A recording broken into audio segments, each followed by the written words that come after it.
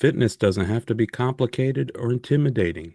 Let's talk about it. This show's for beginners, people stepping into the gym for the first time, sorting through the diet fads, wanting to feel stronger and healthier.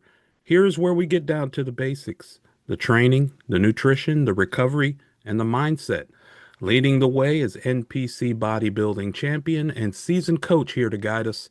His competition highlights include, out of his last 10 shows, two runner-ups and eight first-place titles, along with a host of other accolades, placements, and accomplishments. And in his 50th year in the gym, training consistently. Welcome and all aboard to the Train with Barry show. Hey, Barry, Happy New Year. On, man. That doesn't get old, does it? Um, we got a work cut out for us this week because we got no Rosemary to carry us. So Man, it's don't back. be Yep, tough right here, man. back to the original talent. So, I mean, thank God you're here because I don't know how do I do Train with Barry without Barry? No, well, you probably could pull it off, actually. What was your Christmas like? Pretty good, pretty good. Went over and spent the day with the in-laws, did the whole in-law deal. There you go. Lots of good food, lots of fun, lots of singing and dancing into the night. How was yours? It's good. I went to visit my daughter in Tampa for went New Year's. No, not New. I ain't on New Year's Eve yet. Christmas Eve. Traffic was a little easier to deal with. But one thing came out of that interesting is how I was pleasantly surprised how much weight my daughter's lost, even since I've seen her last. I mean, like not that long ago, maybe 2 months, 3 months. I mean, I was like, wow. I mean, like I said, she's been so many seminars with me back in the day when she was young that she could do this instead of me, honestly, what she knows. But she's put some weight on through the years, went through college, as people do, and got heavier. And I never really pushed her on that. I mean, I tried to get her in the gym some, but that's a hard thing to, deal with. It's kind of like anybody else, really. It's whenever they're ready to do it. But I asked her, I was going, sweetie, you really look like you've lost some weight. She said, yeah, I've been eating more protein, which I thought was very cool. I mean, that was really it. She said, this is somebody who probably, I would say, on any given day would have ate 25 to 50 grams, like probably most people do, or especially most girls do. She said, yeah, Dad, I'm eating like 60 grams for breakfast right off the bat. So she's eating breakfast, which again is a huge thing. So again, pretty cool that she's making an effort now and basically just eating more, as we talked about, and eating more protein. Sure, it's one of those things. I think that my wife and I were having this conversation when we're kids. We have the luxury of being asked typically what would you like to eat, or as you're a kid you might say I don't like this or this is yucky, something that satisfies the taste buds is what you're used to eating as a kid, and then as you get older, you then all of a sudden your parents aren't making choices for you anymore. You make your own choices. This Right, is where we all go wrong. You right. know, Yeah, once the leash comes off in any capacity, whether it's eating, whether it's anything at all, I think we have to make our mistakes before we learn how to listen to the right advice. Am I on yeah, the right yeah. track? And getting the right knowledge. I'm gonna go share something that I saw supposedly from this was a PA's recommendation that he recommends for all his clients. And when you hear what he recommends, it kind of blew my mind a little bit. But along that line, I did see Rosemary last night. She was working in long days, but she really planned for her food. She said, yeah, Barry, I got my kale salad here I picked up. I had a couple of hard-boiled eggs with them to get my extra protein in. And she said, I'm on it. I said, how'd you do for the holidays? She's like, I'm not perfect, and which is very understandable. She said, but I'm doing good. You can tell it in her, doing that. And that's the key. Why? As I told her, my favorite saying is, I said, Rosemary, as long as you're getting back up on the horse and riding, you're good. And that's really the key. So this PA recommendation, this was what he supposedly recommends for his patients, which is drink only water. It's so, let me say before we start this, so unrealistic, even for someone as disciplined as I am, the way I eat. Like, there's no way I'd have any interest in following what this is talking about. But he's saying he drank only water. So we're talking about, I get that, no soda, no coffee, no sports drinks, nothing but just strictly water. That was one. Two, no sugar, no desserts, no sweets, no baked goods. Again, I'll go down the list, but totally unrealistic. You know what I mean? In the real world, even for myself, today's Sunday, is my treat day. Night after dinner, I'll have ice cream.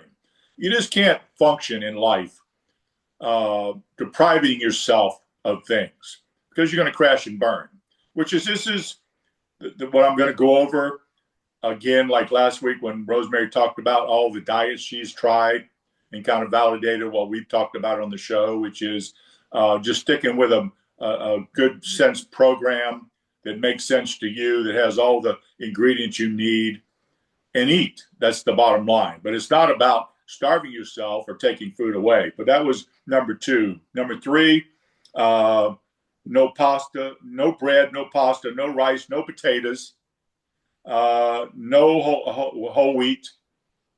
That's number three. Number four, no cereal, no pancakes, no waffles, no breakfast bars, no protein bars. Eat only one meal or 2 meals a day, no snacking in between. And along that line, if you eat two, make them 6 to 8 hours apart. So he's saying eat breakfast and lunch, or lunch and dinner. That's your 2 meals you should eat, but 8 hours in between. Eat until full: meat, poultry, fish, seafood, eggs, non-starchy veggies, nuts, and hard cheeses. Fruits contain sugar, only one a day. That's the program. One piece of fruit daily. Right, that's it. And again, first of all, now I don't even know what you would. You can't be doing anything. You can't be working out. You can't be exercising. You can't do anything, because basically, from a glycogen standpoint, you basically have none. Now, again, if you're disciplined enough to, let's say, follow this for a month or whatever, you're going to lose weight. I mean, as far as getting on the scales we talked about, that scale is going to go down. But again, you got to ask yourself, what am I losing? Muscle, fat, basically. And as she said last week, she got off of it, went back to eating whatever, and then put her weight back on, plus more. And that's the yo-yo you have over and over and over again that most people function with, who've come up with the next newest fad, to diet, whatever you want to call it, as opposed to just eating common sense foods and eating consistently. As old trainer friend of mine used to say years ago, he said, Barry, I'd rather have my clients eat 6 bad meals a day than eat nothing at all. At least metabolically, they have a metabolism, because their bodies, you're putting some kind of fuel on there to where they're eating. And, makes some sense. I mean, I'm not sure, never tried it, but, again, it's just about metabolically having a metabolism. Again, as we talked about, getting your furnace pilot light turned on where your furnace is burning.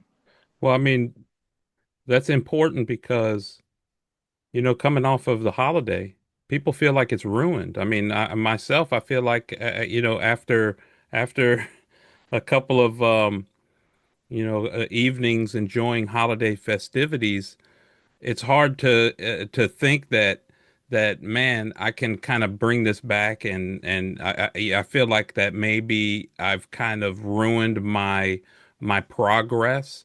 But is it a case of guilt versus reality after the holidays? Is that guilt is it too much guilt that I'm putting on myself? Is that too much 100%. pressure? Is it pretty 100%. normal? Yeah, 100%. Again, if you just got back to regular, right back on the horse again, as I call it, and back into your routine, back to eating, I think it would actually, you'd be surprised if it doesn't accelerate the fat burning, truthfully.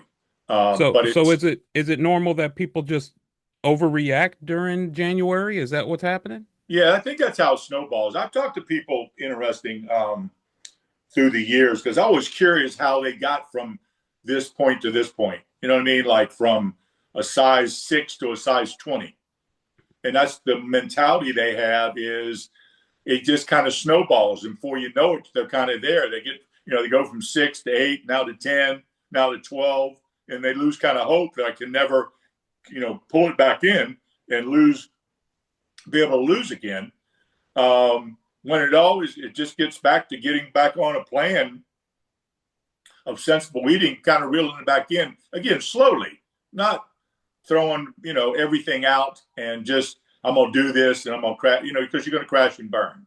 So yeah, I think that it's what happens with that is they do get. I think people get dejected and find that they don't feel like the guilt does put too much pressure on them when that's a blip on their radar, as I call it. You just get back on doing, get back on the program, get back to what you need to be doing. And it's. I have a client. Matter of fact, like a success story I had with a client of mine that I've been telling him for the end of the year we wanted to be able to do 100-pound dumbbells on presses, and he's never done. Most he's done is 90. And this guy always takes a step forward and two back. He likes to go out at nighttime, not just 1 or 2 nights of drink in moderation.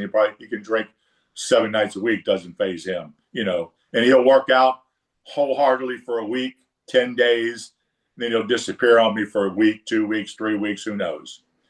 But as I've always told him when we get together and work out, that dude he's his worst enemy. The only person holding this guy back, as I tell him, is him. And I've tried every kind of motivation. I tried the positive, send him stuff, and man, it's amazing. Look at your photos, whatever. I've tried as I did on worked out with him on Friday. I've tried the negative, and he did like 90s for 8. I said, let's do the hundreds. Shouldn't we do the 95s? I'm like, why would we do the 95s? You're going to do the hundreds. I mean, you can't do 8 with 90s and none with 100. So he got him out. As soon as he sat down with him, man, Barry, these are heavy. I said, man, just put them back on the rack. Why? You're already defeated before you start. Now, for me, I'm thinking to myself as I'm telling him this, I'm like, if someone told me that, I'd be like, okay, I got one for you here. I'm going to do this. But yeah, he's like almost put him back. Anyway, long story short, he got 4. And which was, not just 1, not 2, but he got 4 reps with it, which was like, he's never done that in his life. Very cool. So then when we're done, and he's like, man, what are we training tomorrow, man? What are we training? I said, well, I got shoulders and arms. What time? I said, I'll be in at 7 o'clock. Gym opens at 7. I like to get in early. Nobody's in here. It's easy. All right, man, I'll see you at 7. Nah. I mean, if I'd have betting man, I'd have took the under on that because he just texted me today. Got arms in today, man. I mean, he got him in. He went in. I give him that. But he's just somebody that doesn't it's hard. You know what? At the end of the day, what I realize with people, it isn't that easy. And as I've said this before, as much as you see people, as I see clients successfully get down the road and start seeing changes, the more I'm thinking in my mind, man, this person's going to let's see what we can really do. And it's I guess it's scary. I'm not sure. They just afraid to go too far or get too good, I guess, because I don't really know what else it would be. But it's few and far between that those who can really just get in and day out, because it's people like you've asked me before. What I've been reading a lot about, people talk about what motivates you, what inspires you, what do I need, how can you get in the gym every day, and that's the last thing you need. It's not about what inspires you or what motivates you. It just should become a lifestyle. You know what I mean? We go to work. You got deals. We do things, chores every day. And workout's not any different. It's a chore. I mean, it's something you got to schedule. You got to plan, make the plan.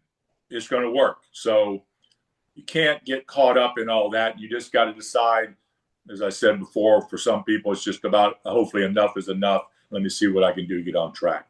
Yeah, I think it sounds like what you're explaining is maybe the difference between training consistently versus intensity. And maybe there's an approach there that you have to find a balance because everybody's a little different. And this is why I think just looking for a easy a quick answer is not really realistic. Everybody is different, and you have to break that down to baby steps that actually work because it's our nature to overcomplicate things that we don't want to necessarily commit 100% to. Yeah. What do you think is like the most what do people overcomplicate the most about just working out? Is it maybe what you just said? Is it maybe the fact that it should be a mindset of consistency over intensity? Oh, 100%. The key is just show, I'm telling you, it's just show consistency at the end of the day. You'll read is what it's always about for everybody. Just showing up. Again, I talk about what the guy was able to do 100 pounds. Would he ever do it again? Who knows? You know what I mean? I don't But know. that's incredible. 100-pound No, dumbbells is yeah. incredible. 90 pounds is He's not a young incredible. man. He's not, I mean, I'm going to say he's probably in his late 50s, maybe 60s. But yeah, it's not, but it's for me, that's what it's about is continue to get better, get better, get better. But as you talk about, as much as I like that, yeah, it's just about getting in consistently on your routine each week in, week out, and it's going to pay dividends down the road on so many levels, aesthetically, health wise, whatever the case may be. But that step forward and two back kind of thing is you're just spinning, as I used to call it, just spinning your wheels. You're not really going anywhere. I see a lot of people in the gym that don't progress at all. Now, the good news is they're not getting really worse, but they're not really getting any, better. And that might be fine for a lot of people. And if you are where you are, I guess the ones that frustrate me are the ones who talk about what they want to do and how much they want to do it, but then never try to even get started to do it, but I can always have an understand that, but excuse. hey, the first thing you got to do is stop that backslide. You know what I'm saying? But I mean, like you mentioned, there's only so long that you should hold yourself to a standard of, okay, you're not making any progress. You might not be backsliding, Right. but you should be progressing. And I think makes me realize that I think maybe that's a lot of what people how people maybe assume fitness is maintaining rather than progressing. Mm-hmm. And it's hard to understand what the difference is because when I hear you talk about it, that it seems like there is a difference between maintaining and progressing. And for the average Joe, I don't think I don't think we understand that. Yeah, it's simply just progressive resistance as I talk about. Again, I watch a lot of people all the time that go in, no matter what exercise, chest press, dumbbell curl, shoulder press. They get the 10-pound dumbbells and they sit there and do 4 sets with those 10 pounds. And as I said before, where they are is where they're always going to be. They're not doing anything. From a muscle fiber standpoint, that 10 pounds that you do maybe gets this far into a muscle fiber. Well, if you don't ever go above 10, you're never getting any further than this. The heavier you train, the more muscle fiber you involve, the leaner and more toned you're going to be. That's why it's important. There is no magic number of what I'm capable of lifting, but it's nothing wrong with trying to figure out what am I capable of lifting? What am I capable of doing?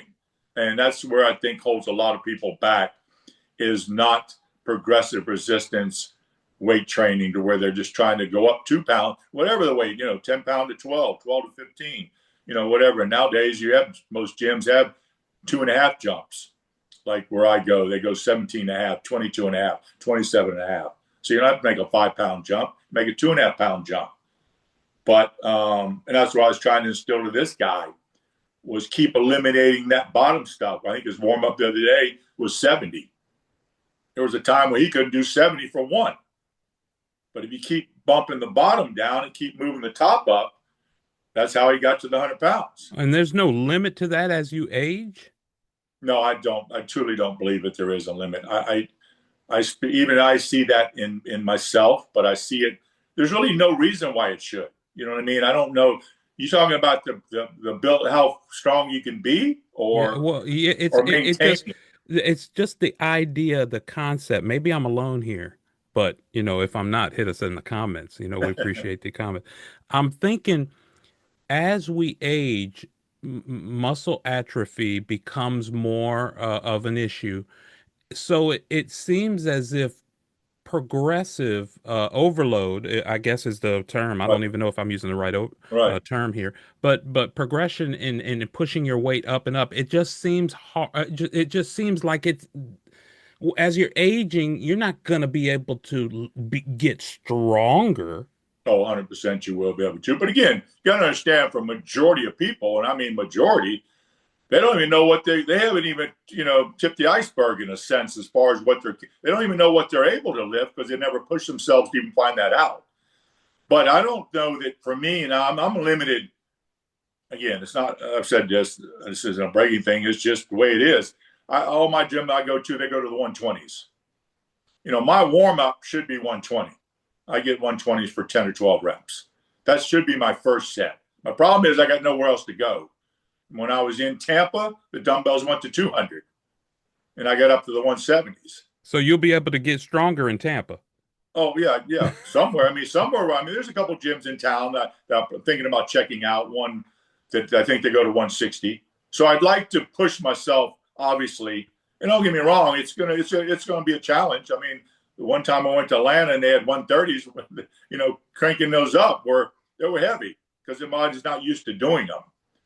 But I ideally should be opening with the 120s, and I go 130, 140, probably to the 150s, So where I am right now. I should outgrow my weights eventually if I'm doing my program right. Oh, 100%. Yeah, I mean, for let's say where we used to work Planet Fitness, I could get workouts in there, and I did, maybe smaller body parts, and I can make chest work in there just by volume and pace and changing my protocol. But yeah, 75. The problem was for Dave and a lot of people, 75s that's kind of his warm up now. Dave can do 15, 20 reps with the 75s. You know what I mean? So, and like I said, Dave's 75, getting ready to be 75. Always So love a Dave mention. Shout out to Dave. yeah, but I mean, I told him last week. I said we need to get you on the show, Dale. I'm gonna get him on here where we can talk to him because he's just lives it and does it. He's consistent, shows up every week, and that's what his strength doesn't go down at all at 75 years old. Nor do I think it should. You know what I mean? So yeah, you just got to keep pushing the envelopes in a sense. And the nutrition is, like I said, you can't out train a bad. I think I read something. The quote the other day was weight training puts on the muscle, but the kitchen is what shows the muscle, which I thought was a pretty cool way to explain it. And that's the difference. So the couple of notes I'd made, though, if we have a little bit of time to discuss it, is, talked about if you want to change the amount of protein that you eat, that you should, the closest thing you have to do to guarantee that to change your physique is going to be protein, which again, which my daughter pretty much talked about, just increasing her protein alone. She started burning, first of all, she got a metabolism out of that. So her body started burning some excess fat because she's someone when she was younger, got pretty lean by going to the gym with me and doing everything and then got away from it. So, hopefully she'll get back in the gym. That's not on her radar right now, I don't think, nor would I push that. But it talked about the quality of, so as I've said, about 1 gram per body weight. That's really what you should be. I'm probably 1.5 grams for me. I take in 300 to 350 grams a day, protein wise, is what I try to take in. But protein quality is the key. What I want to go over today, which is basically describes the digestible, indispensable amino acid score, and that's a score that it just tells you how much of the protein that your body's getting absorbed and used by your muscles. Okay, so not all protein, like something I learned just in this, which I'll go over, like glycogen, for instance. And there is, like when I go to Sprouts, I used to see whey protein. Like you can buy it out of the little tubs and scoop it out, buy it by the pound. And they also had glycogen. And I used to buy the glycogen in my mind thinking, Wow, I know about the elasticity and all the other benefits of glycogen, but this says basically glycogen has zero uh, muscle building, has the lowest score as far as from a muscle building standpoint. It offers zero benefit, which I had no idea. So the score, a low score, doesn't mean protein is worthless, because it does. Like I said, it does do benefits as far as your less elasticity and things that it does bring to the table. So the score basically is whey offers more than 100% of what you need. Whey does. Whey protein. Soy, 90%. Pea, 82%. Rice, 37%. So basically, rice by itself, and when the article is basically talking about quality of protein bars. Glycogen offers 0% muscle building properties. Yes. Essentially zero muscle building. It means the protein is less efficient at stimulating muscle protein synthesis on its own. And whey was what percentage? Oh, it's 100. It's more than 100%. I tell you what, if you don't mind sending this to me, I'll make sure to put it in the description because these are good numbers to have. Yeah, so it talked about, like I said, your glycogen is for the quality of skin elasticity, joint health, connective tissues, and things like that. But so that's what we talked about. Like when you have aminos, there's 9 essential aminos as far as to be all your aminos. That's why I wanted talking to you about beans and rice. Beans has some aminos in it. Rice has the other aminos. Combine them, they give you all the aminos you need to make it that a complete protein. And so that's what it's kind of about as far as making sure you're having a complete protein.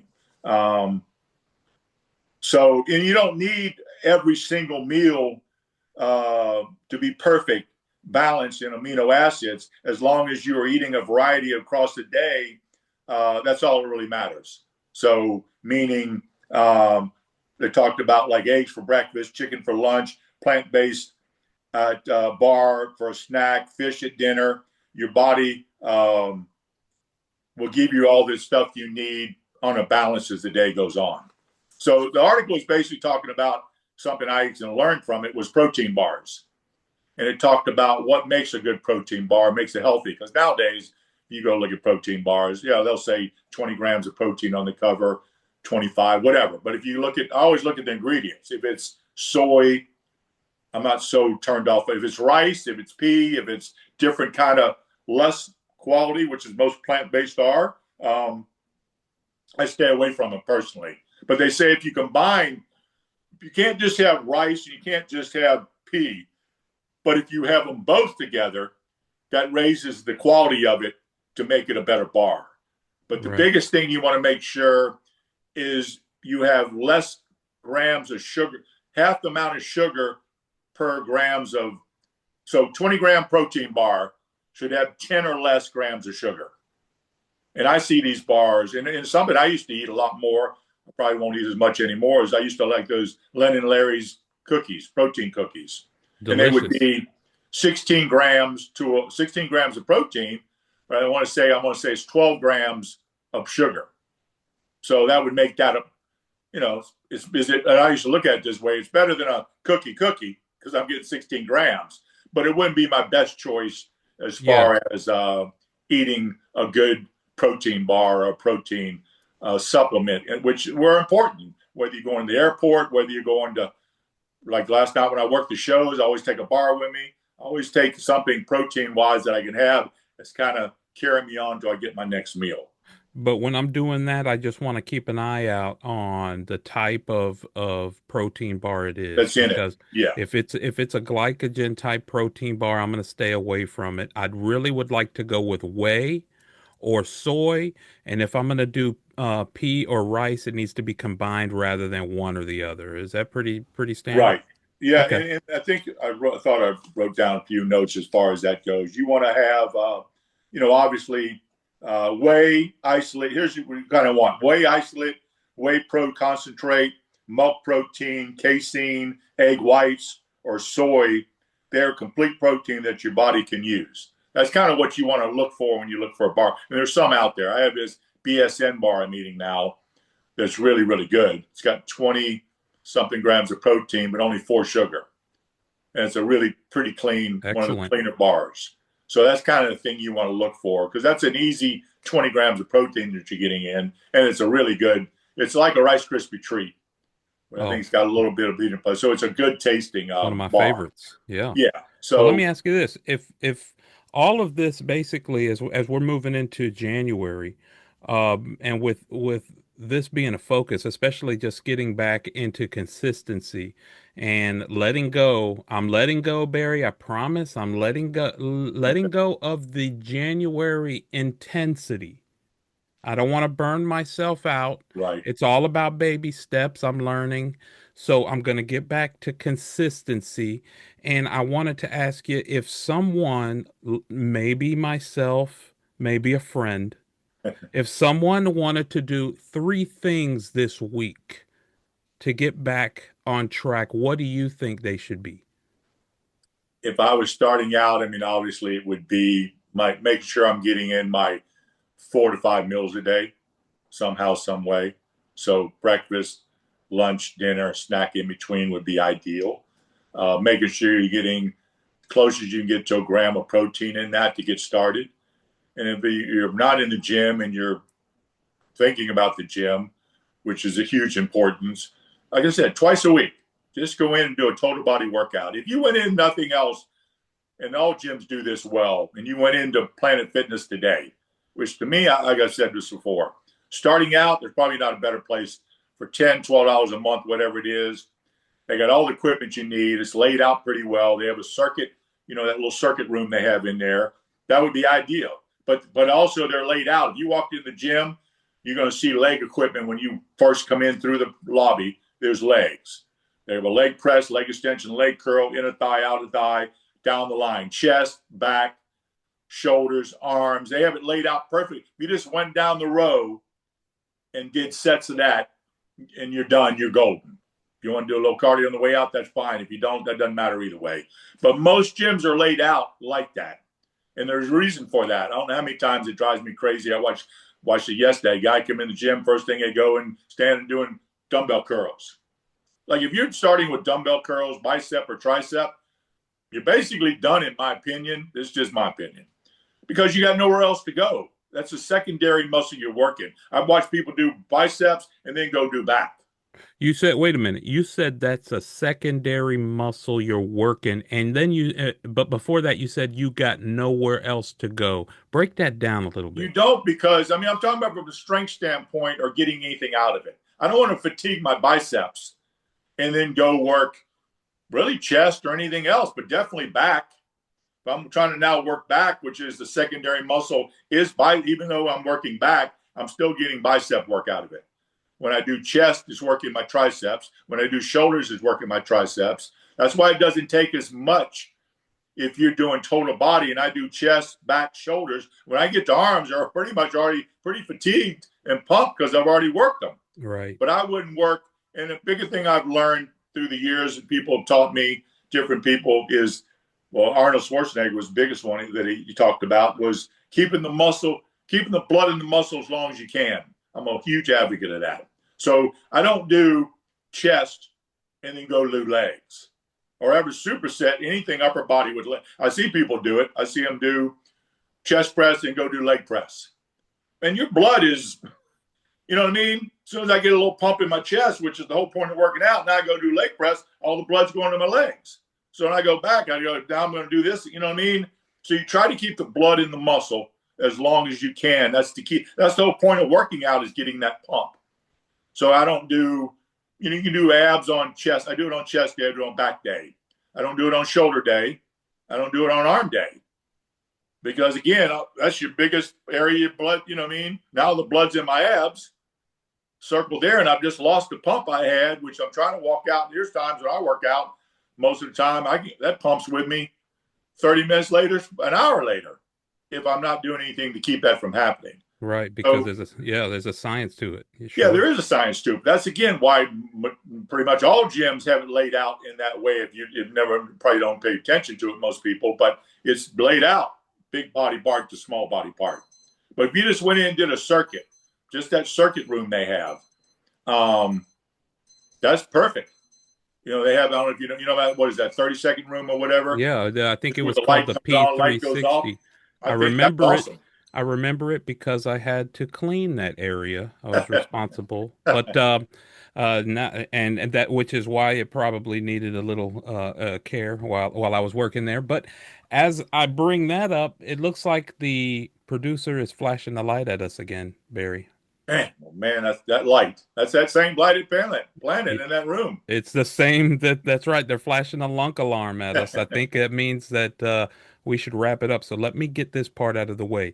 If you enjoyed this video, if you found some value, a free way that you can support the show is by hitting the like button. It really helps out the channel. Also, the subscribe button and the notification bell is completely free as well, and will notify you when we post another show. And of course, share your thoughts and questions down in the comments. We love reading what you have to say. And Barry, how can people reach out to you directly? Again, we talked about this. Train with Barry, that website, up to Facebook, but I think Marketplace, I mean, the Messenger would be the best place to go. And if you just go to the Facebook, it's going to have my phone number on there. But as you mentioned real quick about that subscribe, I think a lot of people miss that. Like I'll send people as lady in Atlanta that I trained who reached out to me the other day, wants to talk to me about, I'm sure, about training or something. And so she said, well, I watched the one you sent me. I said, well, I've done 11. She's like, you have? I'm like, yeah. I said, you got to hit subscribe. And then she texted me back, all right, I did it. So I think a lot of people aren't familiar why or how that works. But if they do that, doesn't it send them each week, gives them a reminder there's a new one out? It will put that in your list of subscriptions, but there's also another step. There's a little bell right next to the subscribe button. If you click that, you're able to be notified of every single video, so you'll get a little alert when we post, and then that way you'll be notified directly rather I than see, I didn't know that. So it's yeah, that yeah. bell they So need to click on. sure. All right, I'll Uh, tell her that. And I'll tell other people because I assumed by subscribing it gave them alert. I didn't know you need to do the bell. Yeah, the bell is the notification alert, and that'll push it right there to your alert. That's why you're the production guy, man. I'm just peon sitting over here trying to share some information.